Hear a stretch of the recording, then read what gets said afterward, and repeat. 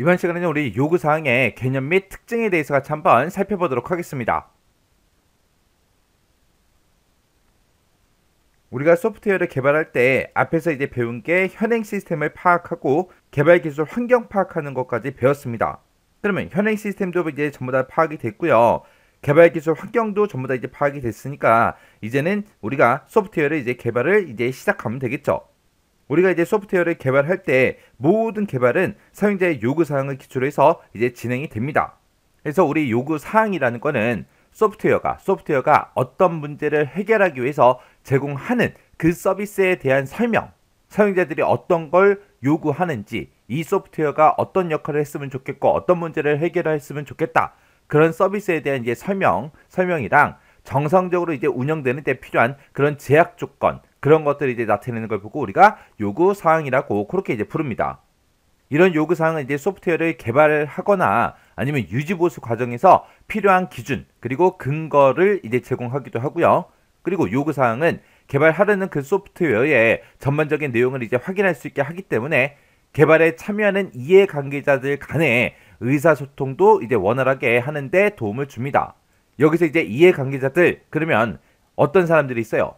우리 소프트웨어 개발과 관련해서 소프트웨어 이제 개발해 주세요라고 개발 의뢰한 사람이 있을 거고요. 그리고 실제로 개발하는 개발자가 있을 거고, 그리고 이 소프트웨어를 이제 사용할 사용자들이 있겠죠. 그런 사람들을 보고 우리가 이해관계자, 그렇게 이제 얘기하는 거예요.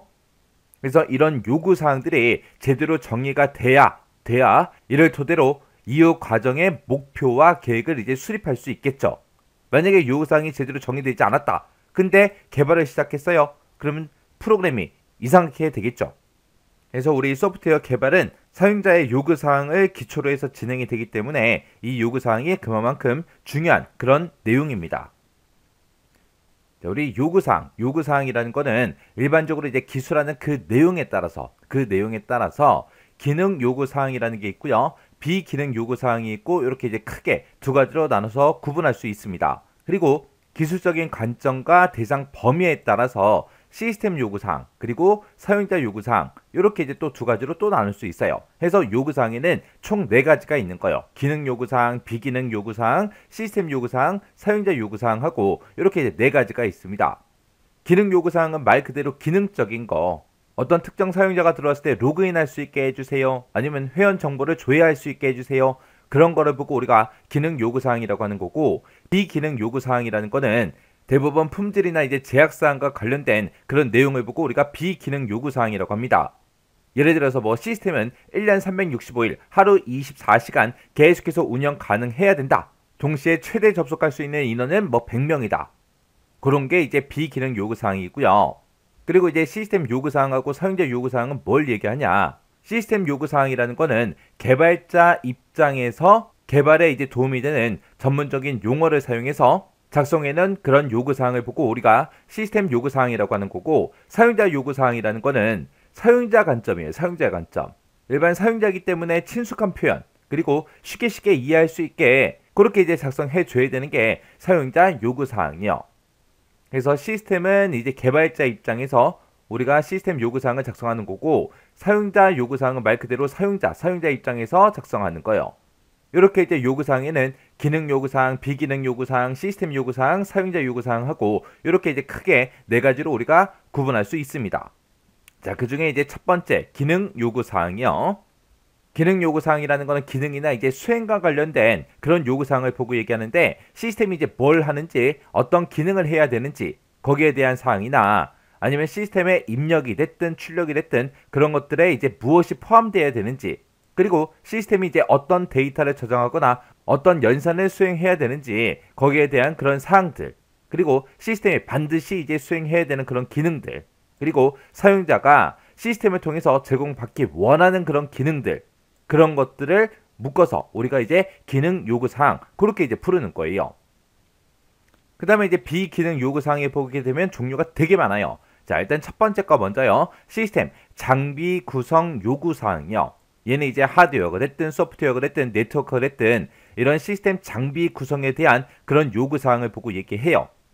그리고 성능 요구사항이다 라고 하게 되면 얘는 말 그대로 성능에 관한 거예요. 처리 속도가 됐든 처리 시간이 됐든 처리 양이 됐든 동적, 정적, 적용량이 됐든 가용성이 됐든 이런 성능에 대한 그런 요구사항을 보고 얘기하는 거고요.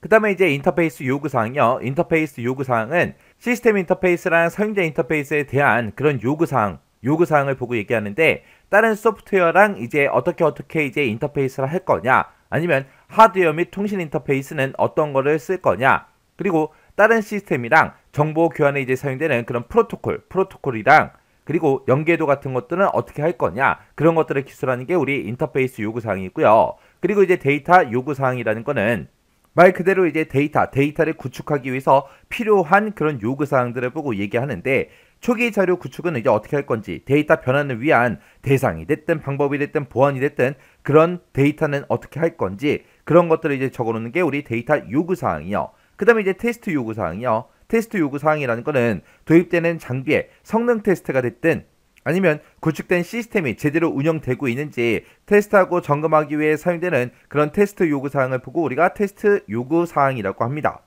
그래서 얘네들을 쭉쭉 읽어봤을 때 뭐 이 제목만 봐도 대충 뒤에 있는 내용들을 유추할 수 있죠. 유추할 수 있기 때문에 크게 어려운 그런 내용들은 아닙니다.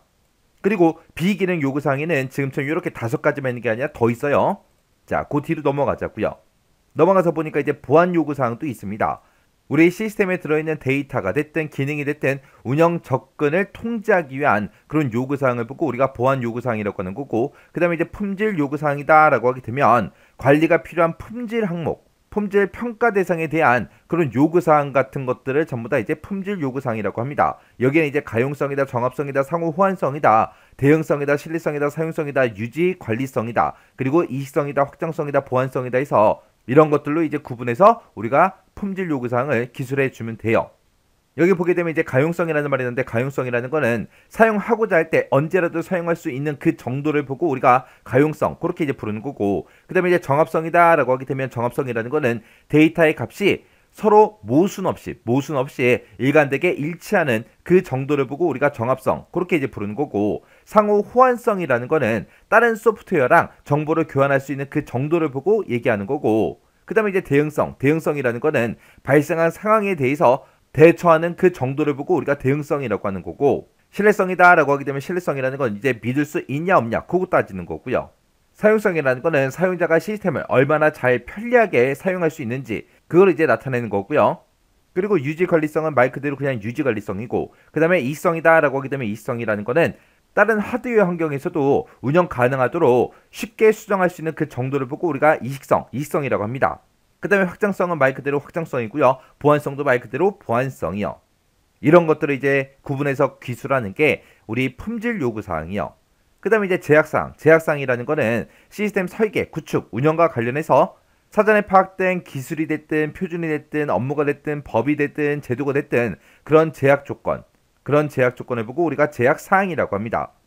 그리고 이제 프로젝트 관리 요구사항이라고 있는데, 얘는 이제 프로젝트를 원활하게 수행하기 위한 그런 관리 방법, 그걸 보고 우리가 프로젝트 관리 요구사항이라고 하는 거고, 프로젝트 지원 요구사항이라는 거는 프로젝트의 이제 원활한 수행을 위해서 이제 지원사항이나 방안에 대한 그런 요구사항을 보고 우리가 프로젝트 지원 요구사항이라고 합니다. 이렇게 비기능 요구사항에는 여러 가지가 있어요.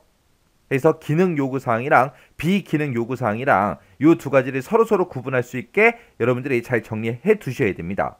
그래서 기능 요구사항하고 비기능 요구사항하고 이거 구분하는 문제가 시험 문제에 나온 적이 있거든요. 있으니까 이 내용 잘 정리하셔야 돼요. 그 다음에 이제 사용자 요구사항이요. 사용자 요구사항은 누구 관점이다? 사용자 관점이다. 그리고 시스템 요구사항은 누구 관점이다? 개발자 관점이다. 사용자 관점이니까 얘는 일반 사용자들은 전문적인 용어를 잘 모르기 때문에 친숙하게 표현해 줘야 되고요. 이해하기 쉽게 우리가 작성을 해야 됩니다. 그리고 시스템 요구사항 같은 경우는 이제 개발자 관점이기 때문에 전문적이고 기술적인 그런 용어로 이제 표현을 해도 되겠죠.